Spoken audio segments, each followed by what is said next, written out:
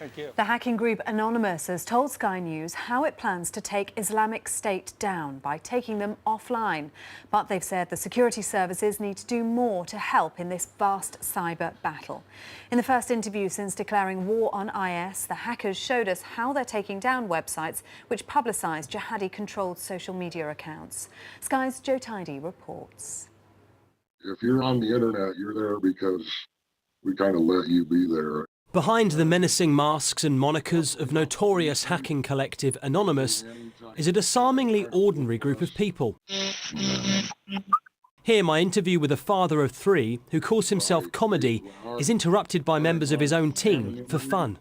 Oh man, I'm gonna kill these guys. It contrasts with the deadly serious declaration the group made against IS after the Paris attacks last month. We are going to launch the biggest ever operation against you. Expect very many cyber attacks.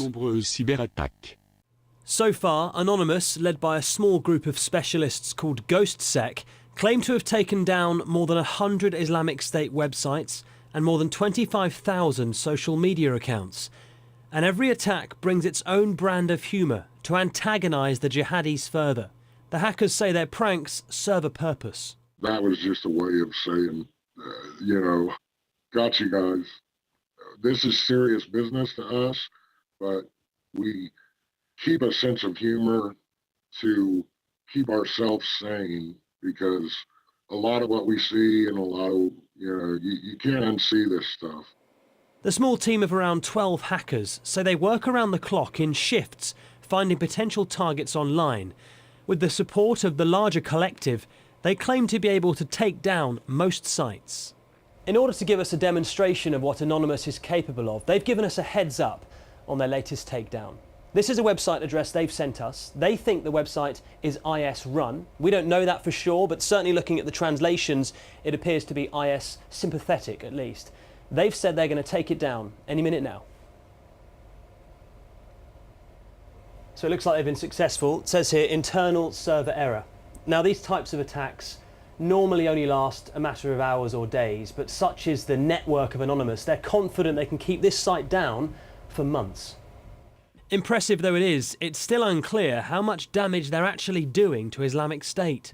Where you have groups like Anonymous, say, naming and shaming and putting up a list of 20,000 Twitter accounts that are allegedly connected with ISIS, and when those accounts also include the BBC, Barack Obama, Hillary Clinton, and just accounts that seem to be written in Arabic, then you realise that there could be collateral damage for individuals who are falsely accused, which could be very devastating and very harmful.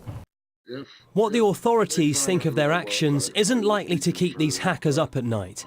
They say they're struggling to keep up with the newer, better protected sites that are being created all the time, and the security services aren't doing enough. They're either ignoring it, or they don't know how to do it, or they don't have the time, or they don't have the manpower. I guess if I had to do this as a job, I would do it for 8 hours a day and go home and forget about it. But we see it as more of a passion, and about the only break we get is sleeping. The reach of Anonymous can't be underestimated, but it seems they may have met their match in the equally prolific and enterprising enemy that is Islamic State. Joe Tidy, Sky News.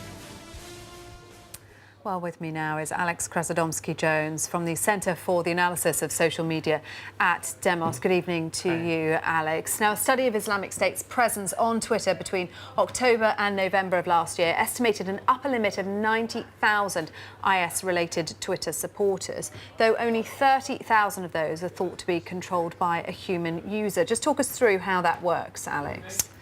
So on those figures, the 60,000 non-human users would be what we call bots. They're computer programs that control a Twitter account, and they will push out tweets, propaganda, if you like, automatically. I think it's also worth adding there that the vast majority of these accounts won't actually be based in Syria or in Iraq. They'll be dotted all around the world. And when we've studied bots, collections of bots, we've often found them based in Saudi Arabia, in Russia, and the like.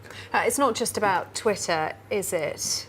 No, Not at all. So IS are all across the whole of the internet. Now, where we see them, they're present in very popular places like Twitter, like YouTube, like Facebook, but also in the sort of shadowy corners of the internet, places like Just Paste It, and even we hear the dark net. Yeah, and in terms of the way in which they communicate amongst each other, they're using messaging apps like WhatsApp and Kik, aren't they? Why are they choosing those? That's right. So WhatsApp and Kik, at least originally, were seen as providing encryption. So they were ways of keeping the conversation secure from the perspective of a third party. Now we've seen increasingly the use of Telegram, which they say has even stronger levels of encryption. And then every time a new app is released, IS are aware of this and they're willing to pay the 69p on the App Store and get involved. We're seeing increasing calls, aren't we, for companies to do more to tackle the issue, especially the social media companies. That's right, yeah. So Eric Schmidt's come out today and he's talked about a technological solution. So one of the things that is quite striking in this is that a lot of this content is human administered. So an analyst will see a piece of content and then remove it manually. Eric Schmidt has called for a technological solution, something we would call an algorithm, a computer program that checks a video or checks a piece of content and then decides automatically whether that should be on the site or not. Yeah, and we've also heard from Hillary Clinton, who's called on Silicon Valley to join forces with the US government. Let's hear what she's had to say. At the State Department, I built up a unit of communication specialists fluent in Urdu, Arabic, Somali, and other languages to battle with extremists online. We need more of that, including from the private sector. Social media companies can also do their part by swiftly shutting down terrorist accounts so they're not used to plan, provoke, or celebrate violence. So we heard there from Hillary Clinton, but are we seeing a turning point in attitudes among the private sector, among these companies? I think so, but it's worth remembering that this type of content on Facebook or on Twitter has never benefited the company. Perhaps it was less of a political problem, but these companies have been working very hard to try to remove this content.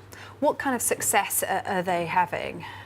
I think it's a difficult one. They're getting better, but it's a constant game of whack-a-mole. We saw earlier 30,000 users, maybe up to 90,000 if we include the bots. They will operate just like Anonymous do in the section that we heard before. Every waking hour is committed to creating this propaganda, storing this propaganda and sharing it across the internet. We need to be able to keep up, and that's a real challenge. Yeah, I mean, you talked about this game of whack-a-mole. The Quilliam Foundation has got figures that say counter-terrorism police in the UK are shutting down over 1,000 extremist websites and social networking pages every week. But still, they say that IS are successful in publishing 38 individual batches of propaganda each day, from photos to videos, articles and websites. What more can companies do when the minute one site's taken down, something else pops up? It's very difficult. Removing this content completely from the internet is very difficult. We've heard a lot about removing content and censorship. I think perhaps we need to shift the focus a little bit. For one, I think social media companies could train counter-speech users to use their platforms better and make counter-radical messages travel further. And I think the second point is a very broad one. I think we need to teach young people, especially, to be a little bit more cynical about what they see online and have an appreciation that whether it's a Facebook status post or actually a piece of propaganda, not necessarily to treat it as perfect truth. OK, Alex Krasodomski-Jones, thank you very much indeed. Thanks.